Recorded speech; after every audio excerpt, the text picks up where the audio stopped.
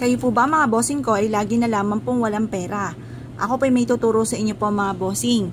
Ito po isa sa mga subok na napakaswerte.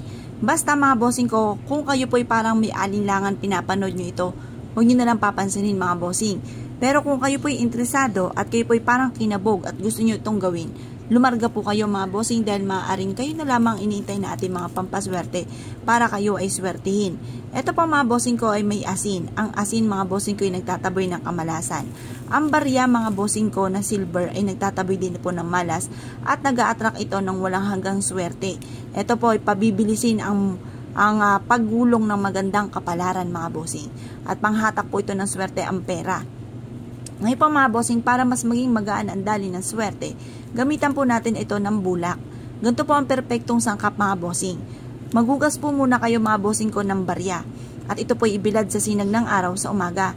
At pagkatapos ay pagsamahin niyo po ito.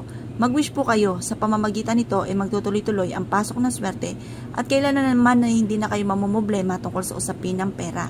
Matutupad lahat ang mga pinapangarap. Basta positive ka lang mga bossing ko ay makakamtay nyo ang lahat ng mga pinapangarap po ninyo. Bukod po dito, lalo nyong sisipagan. Lalo kayong kakapit sa mahal na Panginoon. Huwag kayong makakalimot magdasal. Mararamdaman nyo po mga bossing ko na mas magiging magaan ang daloy ng swerte matapos nyo po itong gawin. Iaadyakan nito kung saan lagi kayo saswertihin. Or kung may mga kamalasan na darating, may mga humaharang sa mga kamalasan. At hindi basta tanggap ka lang na tanggap ng mga kamalasan. Proven po ito na napakaswerte. Basta't may 100% kang paniniwala sa mga gatong mga pamamaraan. I-mindset nyo na kayo magiging matagumpay. Simula na ito ng tagumpay sa buhay at kailanman hindi na kayo mamumblema tungkol sa usapin ng pera. Ngayon po mga bossing, ito po ay simple lamang at napaka-epektibo. Basta ibulong nyo dito ang lahat ng nais po ninyo. Halimbawa po mga bossing ko, gusto ko na magkaroon ng sariling malaking bahay. Matupad lahat ang mga pangarap ko at magkaroon ako ng napakaraming pera.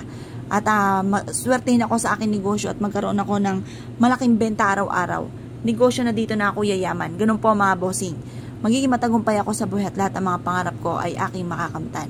I-wish nyo na lahat ng gusto po ninyo na walang gamit na sana, direct to the point. At pagtapos nyo pong mag-wish, ito po ay isiksik nyo na sa inyo pong bulsa. Wala kayong dalang bag. Kung may dala kayong bag, huwag nyo lang iiwan. Kasi ang kagandahan lang kapag sa bulsa nakalagay, kahit saan kayo magtungo, nasa bulsa nyo lamang, hindi po yung tipo yung bag na maaaring mailapag nyo kung saan. Kaya kailangan siguraduhin nyo na ito po ay nasa bulsa po ninyo or bit-bitin nyo ang inyo pong bag kahit saan kayo magtungo. Proven na napakaswerte basta't may 100% kang paniniwala sa mga gatong mapamaraan. Pagtapos nyo po itong gawin, i-mindset nyo na simula na ito ng tagumpay po ninyo.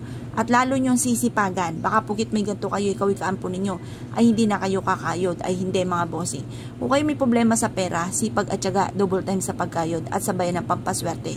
Kung kayo may problema sa buhay, sa inyong kalusugan, sundin na sinasabi ng doktor kung ano yung mga pinagbabawal at kailangan nyo din ng protection para hindi kayo malasin. Kung kayo pa mga bossing ko ay isa sa mga nakakaranas din ng pagsubok sa inyong negosyo, kailangan mag-isip tayo kung paano ito magiging matagumpay. Ngayon pa mga bossing, kung kayo po naniniwala at nais po itong gawin, huwag na po kayo magpatumpik-tumpik pa. Subukan niyo po ito, proven po ito na napakaswerte. Kaya kung pinaniwala, asya, good luck po sa inyo po lahat.